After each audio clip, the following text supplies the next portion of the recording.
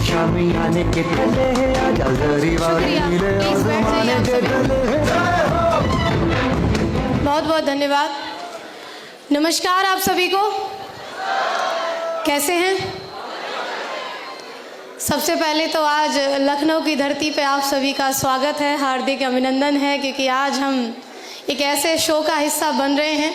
Really में documentary दिल को छू जाने वाली थी और बहुत सारे लोग रोए भी होंगे। तो मैं ज़रूर चाहूँगी आज हमारे main of the main recognition जिनकी हुई है संजय कुमार सर के लिए भी ज़ोरदार तालियां हो जाएं, जिनकी सक्सेस जर्नी के अचीवमेंट के हिस्सा हम सभी लोग बन रहे हैं। और अब मेरा परिचय, टाइम कम है और मैं जल्दी से अपनी बात को शुरू करके कंप्लीट करना चाहूँगी। नाम ज्योति यादव है और इसी उत्तर प्रदेश के डिस्ट्रिक्ट मैनपुरी से बिलोंग करती हूँ। SLPS परिवार में मैंने भी शुरुआत करी, मुझे भी अवसर मिला इस प्लान को देखने का, इस प्रोडक्ट से अवगत होने का। ये सारी चीज़ें मेरे लिए मेरे जीवन में नई थी, क्योंकि मेरा बैकग्राउंड, मेरे पिताजी खेती करते हैं। एक किसान परिवार के अंदर नौकरी की बात होती है, व्यापार की नहीं। किसान परिवार के बच्चे नौकरी की प्रिपरेशन करते हैं, व्यापार की नहीं। क्या मैं सही हूँ? और मेरे जीवन में बिल्कुल वैसा ही चल रहा था। पढ़ाई करते हुए हर वक्त पल पल मेरे माँ बाप एक बात कहते थे।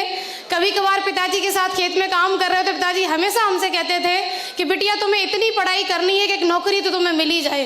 अगर एक नौकरी तुम्हें मिल गई तो तुम्हें मेरी तरह ऐसे खेतों में काम करने की ज़रूरत नहीं होगी, तुम्हें मेरी तरह एक एक रुपए के लिए कभी परेशान होने की ज़रूरत नहीं होगी। क्यों? क्योंकि मैं हर बात को जानती थी। जिस समस्या से मेरे माँ बाप जूझ रहे होते थे, कभी स्कूल की फीस को लेकर के, तो कभी मेरी ट्यूशन फीस को लेकर के। अब मैं क्या कह दूँ, इससे बड़ी कोई बात नहीं होगी।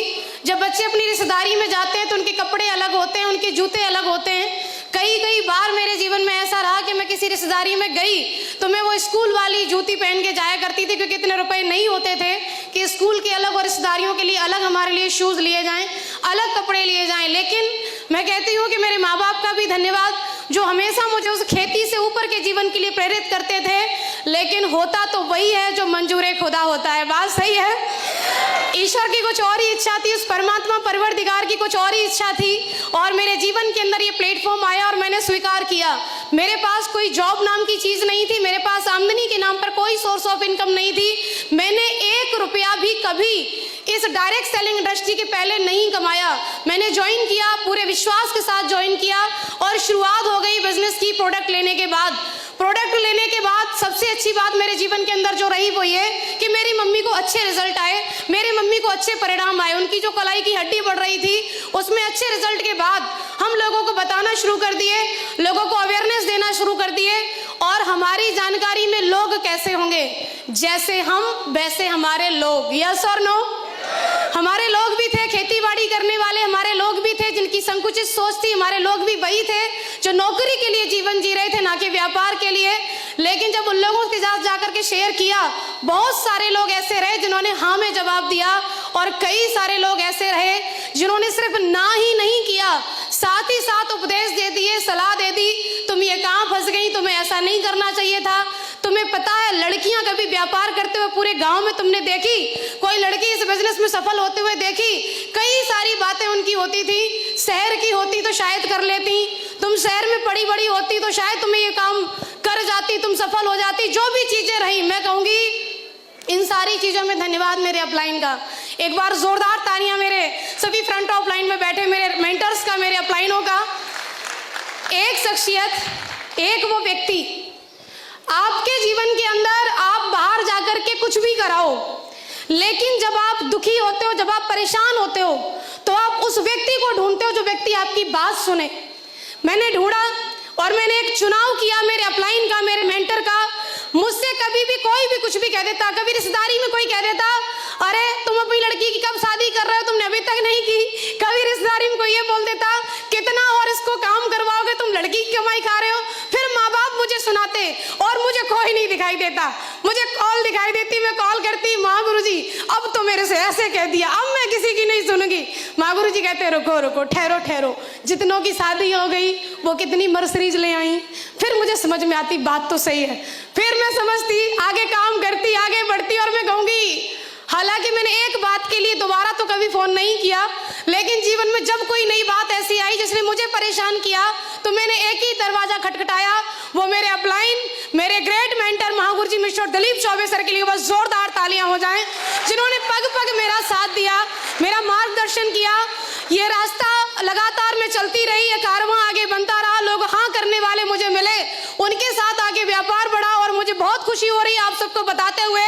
हाँ, मैं गांव की रहने वाली हूँ, हाँ मैं किसान की बेटी हूँ।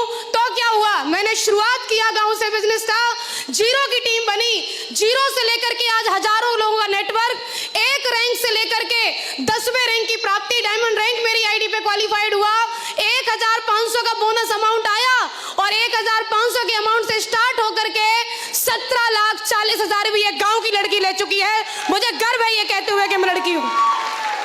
Thank you.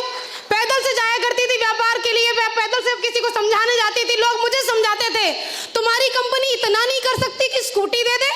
बेचारी, जब वो पीछे से ऐसे कहते हैं ना बेचारी, इसको देख देख के तो ऐसे लगता था कि जब मैं अपने भाई की शर्ट पहन के दिन के 10 बजे जब आके गेहूं काट रही हूँ तब मैं बेचारी नहीं हूँ, जब मैं बोझा ला रही हूँ खेत से तब मैं बेचारी नहीं हूँ, दराती खुरपी मेरे हाथ में है तब मैं बेचारी नहीं हूँ, एक अच्छा सा पेन पकड़ के मैं 100 करोड़ का फोल्डर लेके इसे प्लान कर रही हूँ, मैं बेचारी हूँ। अब मैं बेचारी कैसे हो सकती हूँ?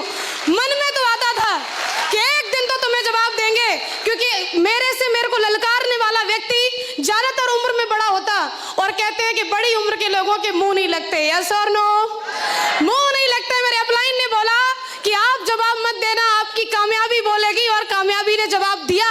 मैंने स्कूटी परचेज की, स्कूटी से गांव से निकलती तो गांव वाले ने बोला ऐसा कौन सा काम करती है, सुबह को जाती है रात को आती है, तो मैंने 2022 में घर ही छोड़ दिया, हटाओ गांव ही नहीं जाएंगे वापस।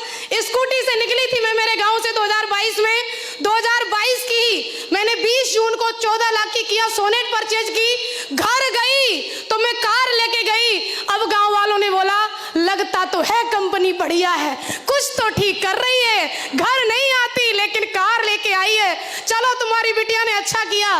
कुछ लोगों ने बोला एक ही तो ले आई हो, कौन सी बड़ी बात है, फोटो में तो दिखाते हो बड़ी बड़ी कारों की, खुद ले आई 14 लाख की। तो मैंने कहा समय तो आएगा, और समय आया।